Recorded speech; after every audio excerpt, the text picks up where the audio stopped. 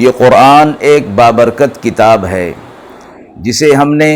آپ صلی اللہ علیہ وسلم پر نازل کیا تاکہ لوگ اس پہ غور اور فکر کریں اور تاکہ اہل فہم اس سے نصیحت حاصل کریں۔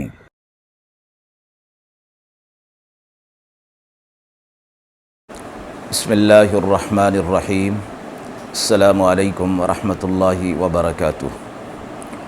ناظرین کرام، درس قرآن مجید کے آج کے اس پروگرام میں ہم سورہ یاسین کی آیت نمبر 69 تا آیت نمبر 75 کا ترجمہ اور تفسیر پیش کر رہے ہیں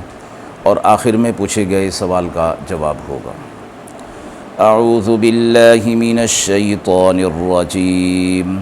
بسم اللہ الرحمن الرحیم۔ وما علمناه الشعر وما ينبغي له إن هو إلا ذكر وقرآن مبين لينذر من كان حيا ويحق القول على الكافرين أولم يروا أنا خلقنا لهم مما عملت أيدينا أنعاما فهم لها مالكون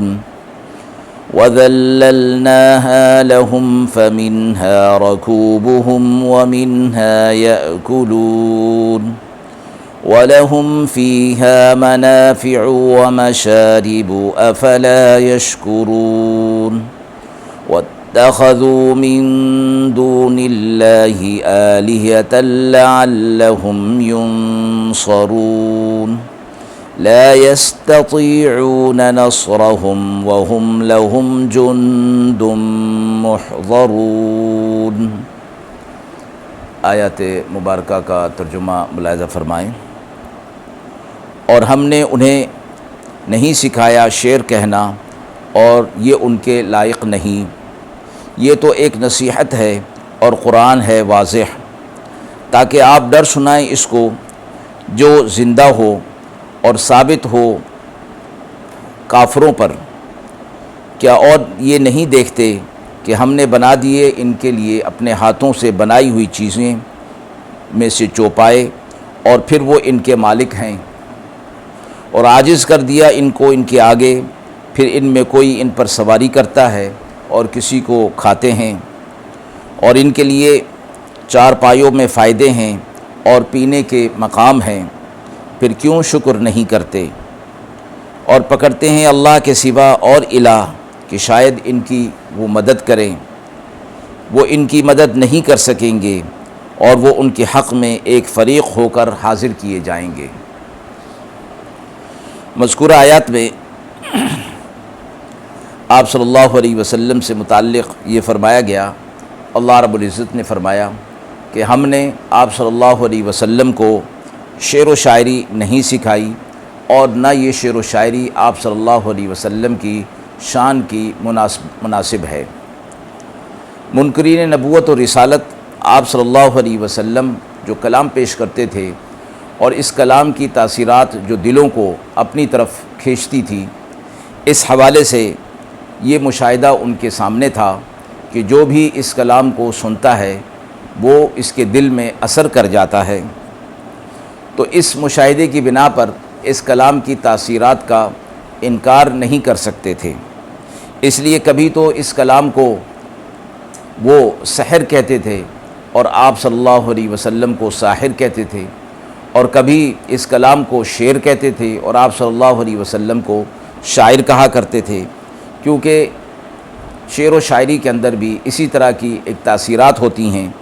کہ جو دل ان کی طرف متوجہ ہو جاتے ہیں۔ اللہ تبارک و تعالی نے اس آیت مبارکہ میں یہ فرمایا کہ نبی صلی اللہ علیہ وسلم کو شاعری نہیں سکھائی گئی، یہ شعر و شاعری نہیں، نہ ہی سحر ہے، نہ ہی یہ جادو ہے، بلکہ اللہ کا یہ واضح کلام ہے۔ اس لیے آپ صلی اللہ علیہ وسلم کو ساحر کہنا، آپ صلی اللہ علیہ وسلم کو شاعر کہنا بالکل بے بنیاد بات ہے۔ بلکہ آگے ہی فرمایا کہ یہ تو قرآن ہے اور واضح کتاب ہے اور ذکر ہے، نصیحت ہے، یہ ان لوگوں کے لیے ہے کہ جن کے دل زندہ ہیں، جن کی دلی حیات موجود ہے، ان کو اس کتاب کے ذریعے سے، اس نصیحت کے ذریعے سے ڈر سنایا جائے، اور کافروں پر عذاب کی حجت اس کے ذریعے سے پوری کر دی جائے کہ اگر وہ اس کو نہیں مانتے ہیں پھر ان پر عذاب نازل کیا جائے۔ اگلی آیت میں فرمایا کہ اللہ تبارک و تعالی نے دنیا کے اندر جانوروں کی تخلیق فرمائی، اور مختلف قسم کے جانور ہیں جن سے انسان فائدہ اٹھاتا رہتا ہے۔ اللہ تبارک و تعالی نے اس کو اپنا احسان عظیم فرمایا کہ انسان ان سے فائدہ نہیں اٹھا سکتا تھا، اللہ تبارک و تعالی نے ان کو ان کے لیے مسخر کر دیا اور ان سے نفع اٹھانے کی اجازت دے دی، اور انہیں ان جانوروں کا مالک بنا دیا، ہر طرح کا تصرف اس میں کر سکتے ہیں، نفع اٹھا سکتے ہیں، سواری کر سکتے ہیں، خرید و فروخت کر سکتے ہیں، اور اس قیمت سے یہ فائدہ اٹھا سکتے ہیں۔ اور دوسری چیز یہ فرمائی کہ اکثر جانور انسان سے طاقتور ہوتے ہیں، اونٹ، گھوڑا، ہاتھی، بیل وغیرہ طاقت میں انسان سے بہت زیادہ ہیں، انسان ان کے مقابلے میں کمزور ہے، لیکن یہ اللہ تبارک و تعالیٰ کا احسان ہے اور اللہ تبارک و تعالیٰ کی قدرت ہے کہ ان جانوروں کی تخلیق کا انعام انسان کو بخش دیا، اور اس میں یہ فطرت بھی بنا دی کہ ان مست جانوروں کو انسان کے سامنے مسخر کر دیا اور تابع کر دیا، اب وہ ہر لحاظ سے اس سے فائدہ اٹھا سکتے ہیں۔ اسی طرح فرمایا ان جانوروں کے اندر ان کے لیے اور بہت زیادہ منافع رکھے گئے ہیں، اسی طرح ہم نے ان کے لیے چشمے جاری کیے،